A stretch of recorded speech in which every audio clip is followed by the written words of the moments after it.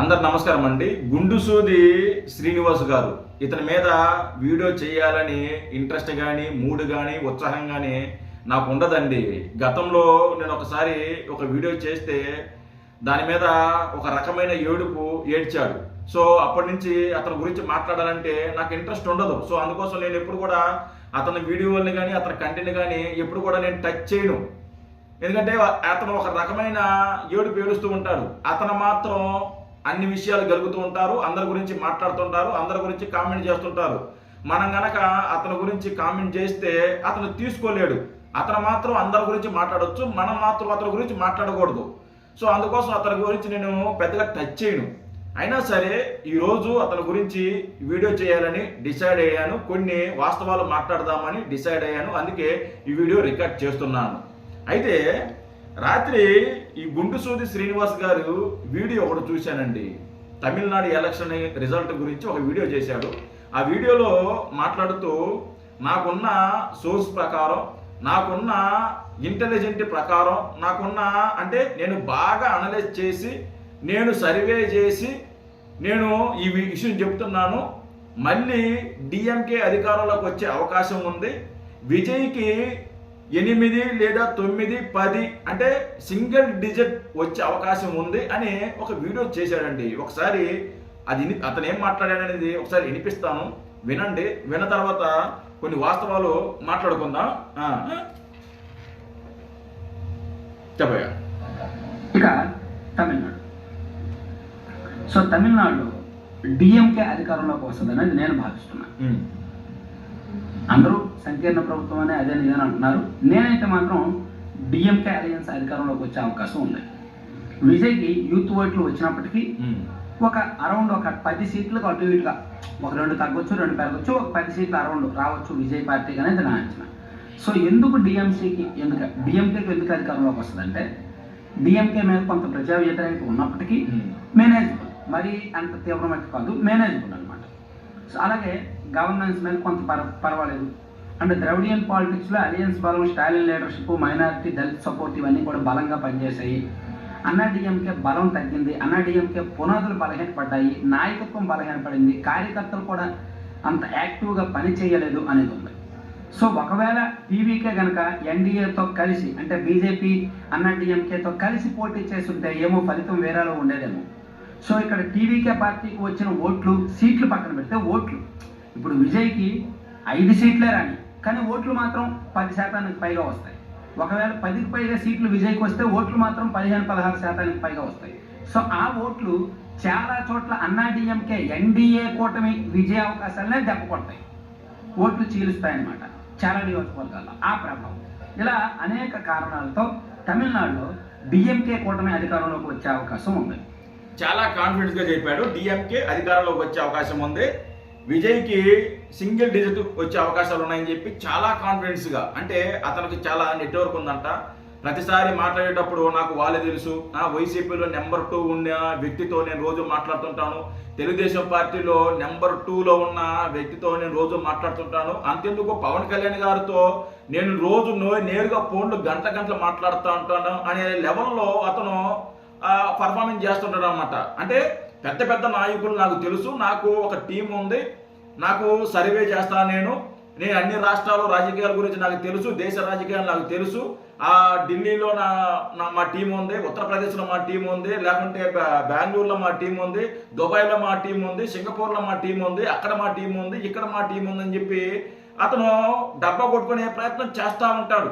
So సరే కొట్టుకొని okay పోనీ అని అనుకున్నాం. కానీ ఈ వీడియో చూసిన తర్వాత గుండుసూది శ్రీనివాసు చెప్పే అన్ని కూడా అబద్ధాలు. ముఖ్యంగా ఇలాంటివి ఎలక్షన్ టైంలో ఇతను చెప్పే అన్ని కూడా అబద్ధాలు. నేను సర్వే చేస్తున్నాను, నాకు టీం ఉంది అని చెప్పుకొని తిరుగుతూ ఉన్నారు. అది ఎంతవరకు నిజమో నాకు తెలియదు. నాకు తెలిసినంత వరకు వాళ్ళ అన్న సర్వే చేస్తారంట, లేదా వాళ్ళ అన్న ఎక్కడో పని చేస్తాడు. బట్ ఏదైనా కానీ సర్వే చేసే వాళ్ళ అన్న చేస్తారంట. బట్ అక్కడి నుంచి ఇతను డేటా తీసుకొని ఇతను ఏదో పెద్ద ఇదేలాగా పెద్ద మాట్లాడుతూ ఉంటాడు. సరే మాట్లాడుకుందే కానీ సబ్స్క్రైబర్స్ని మోసం చేయకూడదు. సబ్స్క్రైబర్స్ని నిన్ను నమ్ముకొని నువ్వు మంచి కంటెంట్ చెప్తావు, మంచి వాస్తవాలు చెప్తావు, నిజాలు చెప్తావు అని నిన్ను నమ్మి నిన్ను సబ్స్క్రైబ్ చేసుకున్నందుకు మీరు మీ సబ్స్క్రైబర్ని శ్రీనివాస్ గారు మీరు మోసం చేస్తున్నారు, భలే మోసం చేస్తున్నారు. ఎందుకంటే మీరు చెప్పే ఏవి కూడా నిజం కాల, ఒక్కటి కూడా నిజం కాల. తెలంగాణలో బీఆర్ఎస్ అధికారంలోకి వస్తుందన్నారు, రాలా, తుస్సుమంది. తర్వాత ఆంధ్రాలో ఏదైతే జగన్కి 70 నుంచి 80 సీట్లు వచ్చే అవకాశాలు ఉన్నాయి. నా టీము వర్క్ చేసింది, నా టీము అక్కడ తిరిగింది, నా టీం ఇక్కడ తిరిగింది, నా దగ్గర డేటా ఉంది, నా దగ్గర ఫైల్స్ ఉన్నాయి, 70 నుంచి 80 సీట్లు వస్తాయి, ఇది పక్కా రాసి పెట్టుకోండి అని చెప్పేసి చాలా గట్టిగా చెప్పాడు. కట్ చేస్తే 11 సీట్లు వచ్చాయి, జస్ట్ 11 సీట్లు వచ్చాయి. అది అబద్ధమైంది. ఈరోజు తమిళనాడులో కూడా అదే చెప్పాడు. నాకున్న ఇంటెలిజెంట్ ప్రకారం, నాకున్న సోర్స్ ప్రకారం నేను బాగా అనలైజ్ చేసి దాన్ని సాగదీసి దాన్ని దోసి దాన్ని దూరిపి చెప్తున్నాను.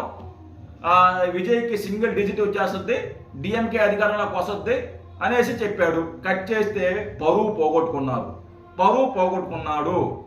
ఈరోజు ఆ వీడియో కింద ఒకసారి కామెంట్లు ఓపెన్ చేయండి, కామెంట్లు ఓపెన్ చేసి చూడండి. ఇంతకు ముందు కూడా ఏదో ఒక వీడియో చేశాను అనుకుంటా, దానికి సంబంధించిన ఏదో వీడియో చేశాను, నేను కూడా చూడాల, పూర్తిగా చూడాల. బట్ ఒకసారి కామెంట్ సెక్షన్ ఓపెన్ చేసి చూడండి, ఎలా గుండుసూది శ్రీనివాసన్ అనే వ్యక్తిని ఎలా మాట్లాడుతున్నారో, ఎలా కామెంట్ చేస్తున్నారో ఒకసారి చూడండి. అతని వీడియో ఓపెన్ చేసి కామెంట్ ఒకసారి చూడండి. అంటే నేను చెప్పేది ఏంటంటే, ఇలా నాకు అన్నీ తెలుసు, నాకంటే మేధావి లేడు, నాకు నాయకులందరూ తెలుసు, నాకు చంద్రబాబు నాయుడు గారు రోజు నేను మాట్లాడతాను, లేకపోతే పవన్ కళ్యాణ్ గారు రోజు నేను మాట్లాడుతాను, ఇలా ఊదరడంపు మాటలో వద్దు. నువ్వు డిఎంకే గెలుస్తుందని చెప్పేసి నువ్వు కాన్ఫిడెంట్గా చెప్పావు. మీ సబ్స్క్రైబర్స్ లేకుంటే ఇంకొకరు మీ వీడియోలను చూసి అరే శ్రీనివాస్ గారు నిజమే చెప్పుకుంటారని చెప్పేసి బెట్టింగ్లు పెడితే పరిస్థితి ఏందండి? బెట్టింగ్లు పెడితే పరిస్థితి ఏంటి?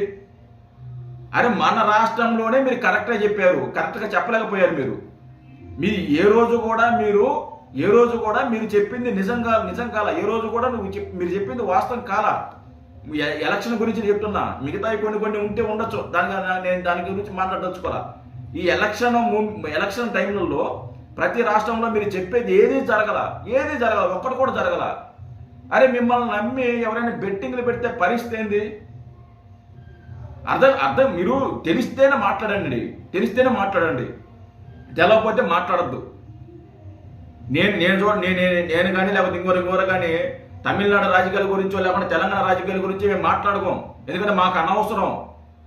అక్కడ రాజకీయాలు ఎలా ఉంటాయో, వాళ్ళ పైన చెట్టు ఎలా ఉంటుందో మాకు తెలియదు, మనకు అనవసరం. అది మనం మాట్లాడకూడదు కూడా. అంటే మనకు తెలియంది మనం ఎందుకు చెప్పాలి? మన సబ్స్క్రైబర్ని ఎందుకు మోసం చేయాలి అనేది ఆలోచనతో మేము తమిళనాడు ఎలక్షన్ కూడా నేను టచ్ చేయలే, ఈ రోజే టచ్ చేశా. అది మీలాంటి వాళ్ళు మాట్లాడుతుంటే అది వాస్తవం కాదు, నిజం ఇది అని చెప్పే ప్రయత్నంలో భాగంగా ఈ రోజు మాత్రం టచ్ చేశా. తమిళనాడు ప్రజలు ఎలా ఉంటారో మనకు తెలియదు, వాళ్ళ మైండ్ సెట్ ఎలా ఉంటుందో మనకు తెలియదు. మన ఆంధ్రాలో జనాల్లాగా లేకుంటే తెలంగాణ జనాల్లాగా వాళ్ళు ఉండరు. మనకు తెలంగాణ ప్రజలు లేకుంటే ఆంధ్ర ప్రజలు మైండ్ సెట్ ఎలా ఉంటుందో మనకు ఒక ఐడియా ఉంది, కానీ తమిళనాడు ప్రజలు మైండ్ సెట్ ఎలా ఉంటుందో మనకు ఐడియా ఉండదు.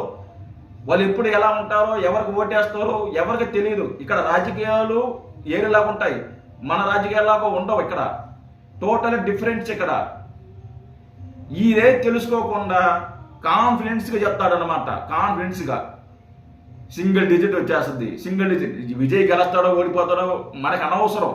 కాకపోతే ఇలాగా తప్పుడు సమాచారం ఇవ్వకూడదు. వాస్తవం తెలిస్తేనే మాట్లాడాలి. లేకుంటే వచ్చే అవకాశం ఉంది, రావచ్చు రాకపోవచ్చు డౌట్, లేకుంటే పర్సంటేజ్ 80% వాళ్ళు రావచ్చు, లేకుంటే 90% వాళ్ళు రావచ్చు. ఇలా పర్సంటేజ్ ప్రకారం చెప్పినా కూడా తప్పు లేదు. అది వదిలేసి నేను నాకున్న సోర్స్ ప్రకారం నేను బాగా అనలైజ్ చేసి నేను సాగదీసి నేను చెప్తున్నానని చెప్పేసి మోసం చేసే ప్రయత్నం ఇది. నిజంగా అతను సబ్స్క్రైబర్ 10 సార్లు చెప్పుకుంటారు, నా ట్యాక్స్ పే నన్ను సబ్స్క్రైబ్ చేసుకున్నారు, నా వీడియోలు చేసి చూసేవాళ్ళు పెద్ద మేధావులు, ట్యాక్స్ పేయర్స్, అలాగే చదువుకున్న వాళ్ళు, ఉద్యోగులు, ఇలాంటి వాళ్ళు నా సబ్స్క్రైబర్స్ అని చెప్తుంటారు. ఇతను చెప్పేవన్నీ కూడా అబద్ధాలే, ఏది కూడా నిజం కాదా. మరి వాళ్ళు ట్యాక్స్ పేయర్సా లేకుంటే చదువుకున్న వ్యక్తులా అనేది వాళ్ళకి వాళ్ళు నిర్ణయించుకోవాలా. అంటే సగం సగం మైండ్. ఏది అసలు ఇతను చెప్పేది ఏది నిజం కాలేదండి. ఏది నిజం కాల? తెలంగాణలో నిజం కాల, ఆంధ్రలో నిజం కాల, ఇప్పుడు ఇది తమిళనాడులో నిజం కాల. ఏది నిజం కాల? అన్ని అబద్ధాలే. మళ్ళీ ఏమైనా మాట్లాడితే మళ్ళీ వెంటనే మెసేజ్ పెట్టేస్తారు, టొక్కుడు మెసేజ్ పెడతారు, వాయిస్ మెసేజ్. ఏమో కరెక్ట్ కాదు శ్రీనివాస్ గారు, ఆలోచించుకోండి. మీకున్న ఆ పేరుని పోగొట్టుకుపోకండి. తెలిసి తెలియక ఏది పడితే అది మాట్లాడటం ఎందుకు? జనాల్ని లేకుంటే ప్రజల్ని, మీ సబ్స్క్రైబర్స్ని ఎందుకు మీరు డైవర్ట్ చేయటం? ఏమో మరి. జై హింద్.